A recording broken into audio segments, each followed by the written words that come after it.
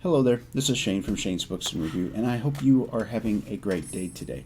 So what are we going to be talking about today? Stephen King has a new book that came out called The Institute, and make sure you stick it through because you'll see what we'll be covering in a few weeks' time towards the end of the video. Now, is this book worth your time, efforts, and energies? Let's find out. When the book opens, there's been a thing that I've been seeing with Stephen King books. There's a process to them now, where used to there was an introduction of sorts, and then he would hop to his next character, and hop to his next character, and hop to his next character, and this is something that's kind of ingrained in him. And if you're writing a epic story with 20 or 30 characters, sure, that kind of a thing is needed. But I'm kind of glad that he did that in this one, where I wasn't so much glad he did that in the last couple. Simply because in the beginning of the book, a person that is a cop that was kind of a victim of circumstance and how he's trying to recover on his life, and then he's forgot about till the end of the book. That's a device that's used a lot in writing, especially when it comes to horror or to fantasy or whatnot. We'll have that sort of a thing happen, and then it's not even mentioned until like the last few pages. Now, once we get past the part of the story that has to do with the ex-cop, now night knocker, that just happened to end up being where he was, then we move over to this kid by the name of Luke. And Luke was a very interesting little child. He, when upset or overly emotional, things would vibrate around him or fall off of tables. His parents had gotten used to this kind of a thing, this kind of a behavior. He knew that he was different, and he was very self-aware for a kid his age, which quite frankly is an oddity. So he's a very thirsty individual whenever it comes to knowledge, but he has a lot of problems whenever it comes to interpersonal type things, but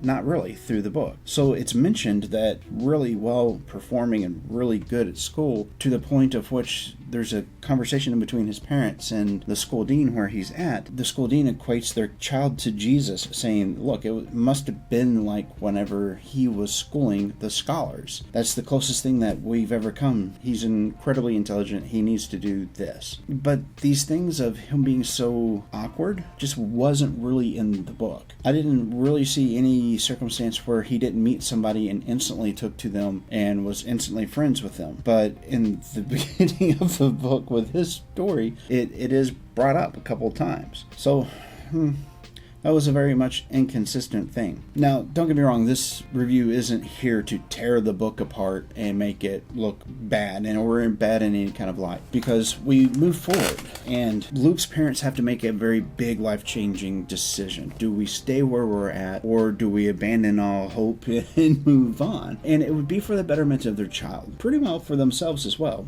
They would be able to make more money to better support themselves and Luke, but at the same time, Luke would be taken care of by scholarships to get into either one of the schools that he wanted to be at. Actually, he wanted to be at two. It would have been a good learning situation for him, but this is where things take a big swerve. He ends up at a place called the Institute. Whenever he wakes up from taking his SAT test, he's in a place that looks exactly like his room, and whenever he walks out, it's not his room. He notices there's all kinds of little discrepancies, like shoelaces or posters just a little bit askew or a mark missing off of this. And kudos for the kid having that kind of a memory. Most kids wouldn't catch that kind of a thing, really, I don't think. But what do I know?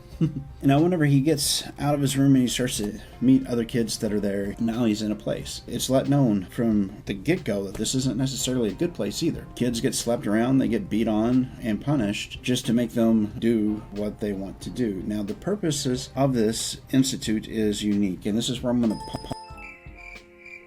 pause on talking about the book and get more into the thought process that I was going through during the book. It's a very unique premises. The ideas behind the book make it a very interesting read, and the reason why that is these kids are being abducted. They're being took to this place because they show not only high intelligence, but they have these special abilities. It ranges from telekinesis to telepathy. Kids that just barely have a touch of it, they get classified one way. Kids that have a whole lot of it get classified another way. The end goal really is to prevent the world from falling apart. So this institute is doing bad things, but for what they believe to be good reasons. And kudos to Stephen King, because at the end of the book, there's an entire thing that has to do with that. So if you hadn't strung things together by the point that you got there, Things are very neatly laid out. Now, some people I could see would really hate that. I could imagine some people would have problems with being spoon-fed the information, but it wasn't so much that. It was that the hidden force behind that everybody was afraid of is introduced to the reader. There's a big dialogue in between, I believe his name was Ted, the ex-cop, and this guy with the lisp. There's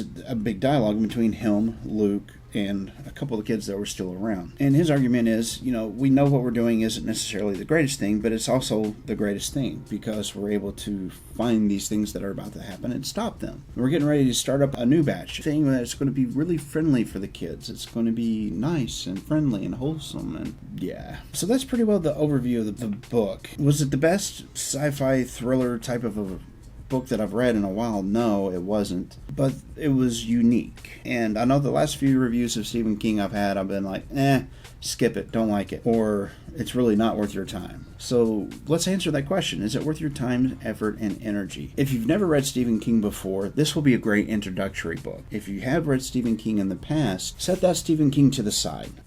It still has his style, but it's not so fanciful. It's not so out there, and it is thought-provoking, though. And so that's why I think that maybe it will fit that bill. In between the developing relationships that continuously get knocked out because of the way the Institute is set up, caretakers that are just absolutely prison wardens, really, and the effects that these kids have upon them, it's interesting to see a lot of that unfold and happen. So if something that's more of a thriller that has a couple of pretty intense moments in it, sounds like it's something that might be up your alley, this might be a book for you to check out. Now, what did this book make me feel while I was reading it? There wasn't a whole lot of anxiousness in this one. There were some really intense scenes whenever it came to the way that things were happening, time crunches, the consequences of actions for the children of the Institute, and where Stephen King kept referencing chess in this playing out in between the adults and a couple of the kids that became in charge of themselves. So there was a little bit of intensity there. Also, it was an exploration of, wow, I could see that actually happening. That's the thing that sometimes it makes it a little bit more scary than it's a big thing that's petulant and it's got fangs that are 14 inches long. Sometimes those sorts of things that are just plausible enough can be more frightening to me than things that are really out there. It lends that I want to make it more realistic to myself while I'm reading it. That's a good token for storytelling, so I enjoyed it quite a bit for those reasons. Question of the week. If you had telekinesis, would you be a prankster? Or if you had telepathy, would you use that to your advantage on a day-to-day basis and just keep it to yourself? Better question is if you had these sorts of things, would it absolutely drive you mad? I think it would me. Now to break into my own video. Two of the most interesting things said this week. Well, one of them is really not from this week, but this is from Carolina. And I think that you may be right. It could be a personal bias on my part. For whatever reason, that voice grates on my nerves, but that doesn't mean that other people want to enjoy it. So in all fairness, I think you are correct. And for Lynette, great comment. I'll make you a deal. If there ever is one of those things, I will come to Australia. Because where I live, it wouldn't be so good. In a couple weeks' time, what we're going to be covering is Rise of the Corneri, wrote by Rick Brown. Now, before I go, though, there's one important thing. We need to talk about the narrations inside of this book. I got this off of Audible, of course. Santino Fontana were really good throughout the book. I quite enjoyed the voice inflections.